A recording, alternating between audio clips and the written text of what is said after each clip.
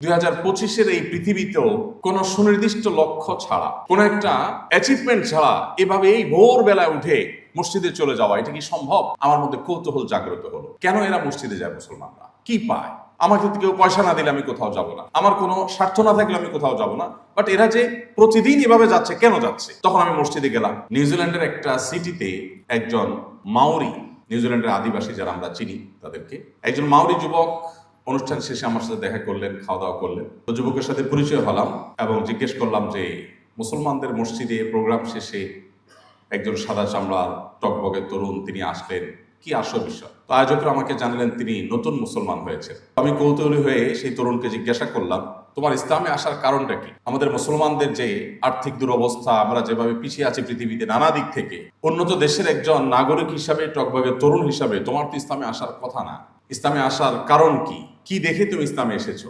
দীর্ঘ আলাপচারিতা তার সাথে হলো, দীর্ঘ আলোচনা হলো। একটা পর্যায়ে তাকে জিজ্ঞাসা করলাম যে তোমার ইসলামে আসার আগে আর ইসলামে আসার পরে এই দুই জীবনের ভিতরে কোনো পার্থক্য অনুভব করছো কিনা, ফিল করছো কিনা? তখন সে যুবক, যার নতুন নাম রেখেছে সে তৌফিক, আর তার পুরাতন নাম সম্ভবত তানি, সে আমাকে বলল যে ইসলাম গ্রহণ করার আগে আমার জীবনের আসলে কোনো লক্ষ্য খুঁজে পেতাম না। ইসলাম গ্রহণ করার পর এখন জীবনের লক্ষ্য তো অনেক পরের কথা। প্রতিটি স্টেপ, প্রতিটি পা ফেলার আগে আমি জানি আমি কেন এই পা ফেলছি। একদম ক্রিস্টাল ক্লিয়ার আমার লক্ষ্য এবং উদ্দেশ্য পরিষ্কার, যার ফলে আমি জীবনের মানে খুঁজে পেয়েছি। এর আগে আমি পড়াশোনা করব, আমি তরুণ মানুষ, আমার ক্যারিয়ারকে ভালো একটা জায়গায় নিয়ে যাব, আমি পৃথিবীতে অনেক কিছু করব, অনেক টাকা পয়সা কামাই করব, অনেক বড় উদ্যোক্তা হব, অনেক বড় চাকরি হব, অনেক কিছু হব। বাট আফটার দ্যাট, সবকিছুর শেষে আসলে কি হবে? আমি অনেক টাকা পয়সা মালিক হলাম, পৃথিবীর সবচেয়ে বড় পয়সাওয়ালা হয়ে গেলাম, তো আমার তো একসময় মরতে হবে। যখন মরে যাব সব থেকে যাবে, আমি চলে যাব। তাহলে আমার এত সব আয়োজন, এত সব চেষ্টার মিনিংটা কি দাঁড়ালো?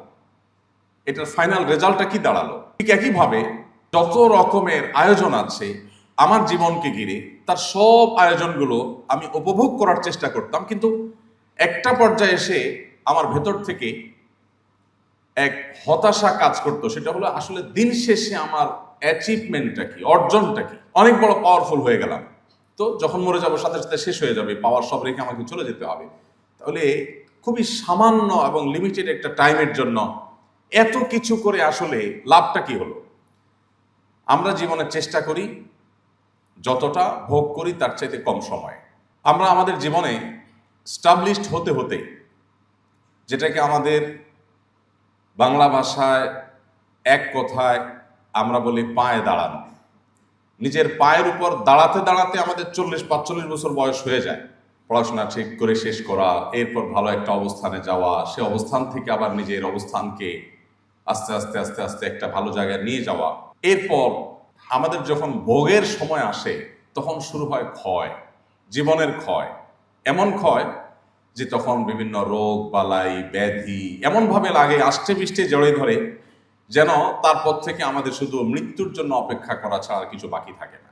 তো সে যুবক আমাকে বলছিলেন যে আমার পুরো জীবন সম্পর্কে এমন অনুভূতি, এমন অনুভব আমার মধ্যে সবসময় কাজ করতো।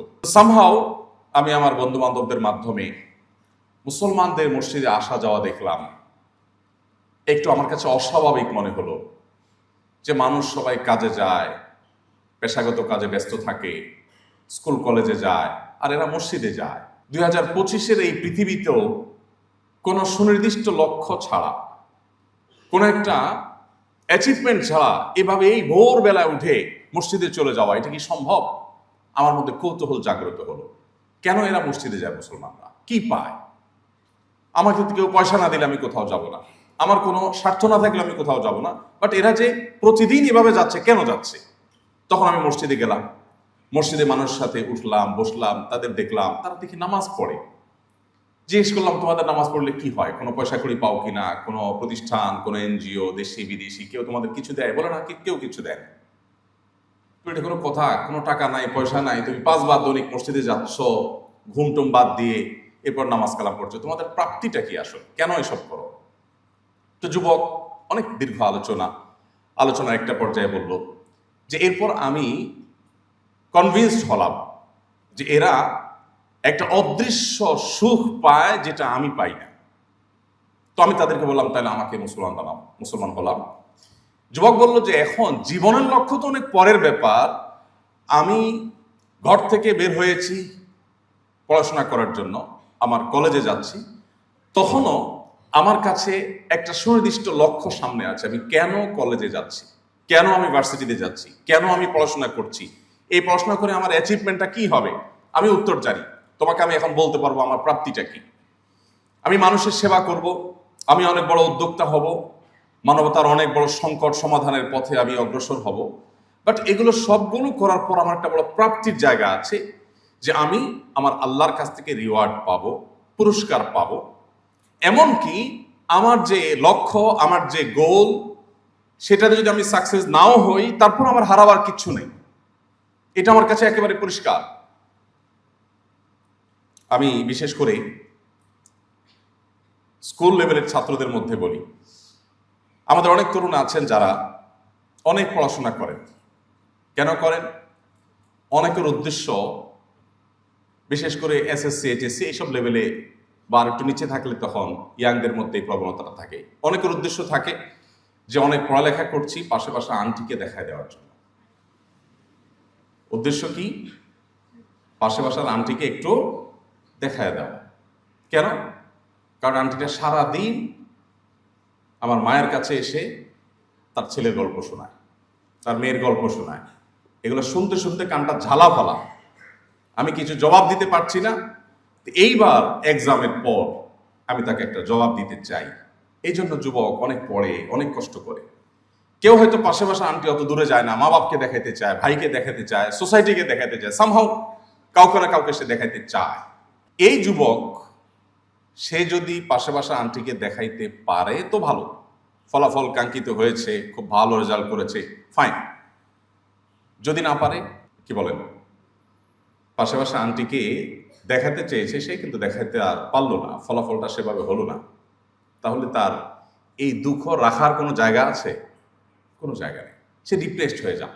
এর বিপরীতে ওই যে তৌফিক যুবক যে বলছে, তার কথার সূত্র ধরে যদি বলি, তাহলে সেক্ষেত্রে একজন মুসলিম যুবক যে আসলে সত্যিকারের মুসলিম হতে পেরেছে, যে আল্লাহ এবং তার রাসূলের পরিচয় লাভ করেছে, যে কোরআন এবং সুন্নাহকে তার জীবনে গাইডলাইন হিসাবে গ্রহণ করেছে, সে পড়াশোনা করে কেন?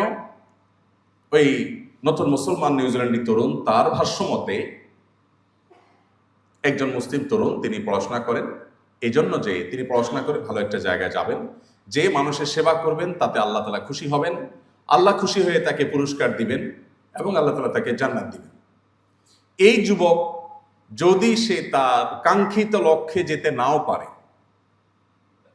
সে কাঙ্ক্ষিত ফলাফল করতে পারলো না, ভালো জায়গায় যেতে পারলো না, ভালো কোনো অ্যাচিভমেন্ট করতে পারলো না, তারপরেও এই যুবকের হারাবার কিচ্ছু নেই এবং ডিপ্রেসড হওয়ার কোনো কারণ নাই। কারণ এই যুবক, তার দৃঢ় বিশ্বাস আছে, কোনো মুসলমান কোনো ভালো কাজ করবার সংকল্প যদি তার সঠিক থাকে, তার সদিচ্ছার যদি কোনো ঘাটতি না থাকে, সে যদি সে কাজটা সঠিকভাবে করতে নাও পারে, আল্লাহ তাকে তার এই কাজের যে বিনিময় দেওয়ার কথা তা পরিপূর্ণভাবে দিয়ে দিবেন। এই যে একটা ভরসা, এই যে একটা আস্থা, এর কারণে এই যুবক ডিপ্রেসড হওয়ার কোনো কারণ নেই। গোটা পৃথিবীতে যে সমস্ত দেশগুলো সবচাইতে সুখী দেশ হিসাবে আমরা গুগল করলে যাদেরকে দেখি একেবারে শীর্ষে আছে, ঠিক একই সাথে আমরা গুগল করলে, অনলাইনে সার্চ করলে দেখতে পাবো পৃথিবীতে সবচাইতে বেশি আত্মহত্যার প্রবণতাও এই সমস্ত দেশগুলোতে। কারণ কি ভাই? আমাদের মতো এরকম গরিব, অভাবী, নানান সমস্যায় জর্জরিত দেশে থেকেও আমরা আমাদের জীবনটা আমাদের কাছে এতটা দুর্বিষহ না। অনেক উন্নত দেশে তাদের জীবনটা তাদের কাছে যতটা দুর্বিষহ। কারণটা কি? এই যুবকের যে ফিলিংস, ইসলাম গ্রহণ করার পরে তার যে অনুভূতি, যে সে জীবনের মানে খুঁজে পেয়েছে, জীবনের উদ্দেশ্য খুঁজে পেয়েছে, আমার মনে হয় একজন মুসলমানের সাথে অন্যদের পার্থক্যের এই জায়গাটা রচনা করে দেওয়া মুহাম্মদ সাল্লাল্লাহু আলাইহি সাল্লামের আমাদের প্রতি যত অবদান আছে, এর মধ্যে সবচেয়ে বড় অবদান বা সবচেয়ে বড় অবদানগুলোর একটি হলো এটি। আস-সুন্নাহ ফাউন্ডেশন, উম্মার স্বার্থে সুন্নাহর সাথে।